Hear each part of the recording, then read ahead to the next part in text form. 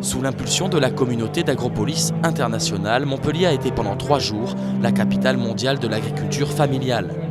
Cet événement jalonne une série de manifestations organisées dans le cadre de l'année internationale de l'ONU.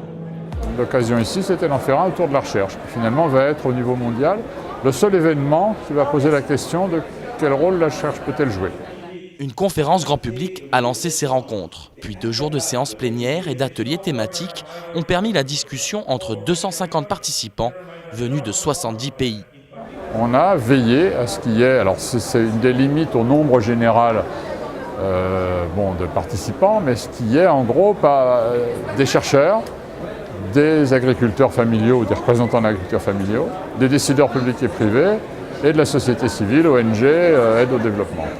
Parmi eux, Esther Penounia, en pleine séance de travail, est venue faire entendre la voix de 12 millions d'agriculteurs asiatiques. We want to keep in touch, we want to tell our other farmers about what happened here and then get feedback from them and then get their involvement, mobilize them. Farmers should be able to direct many of the research institutions in terms of identifying what are the research priorities.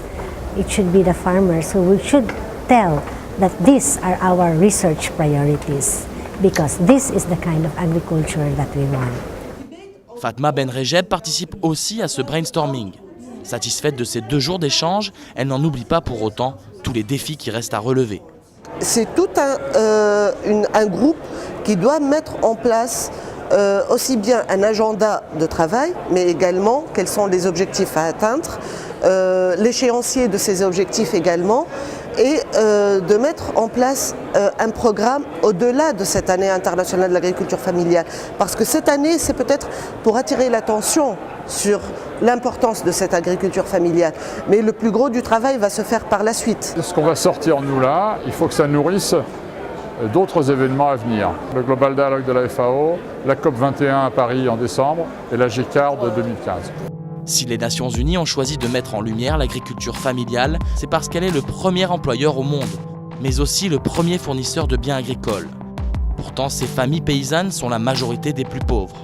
Trop longtemps négligés par les politiques publiques, ils doivent aujourd'hui faire évoluer leur exploitation pour faire face aux grands défis planétaires comme le changement climatique, la sécurité alimentaire ou l'épuisement des ressources. C'est une rencontre très importante pour justement discuter des options pour investir l'agriculture familiale et la petite agriculture dans la transformation des systèmes agricoles et systèmes alimentaires. Là, il y a un tas de discussions qui sont nécessaires et surtout pour avoir une meilleure idée de quelles sont les recherches spécifiques à l'agriculture familiale qu'il faudrait relever, qu'il faudrait financer pour aider à la transformation.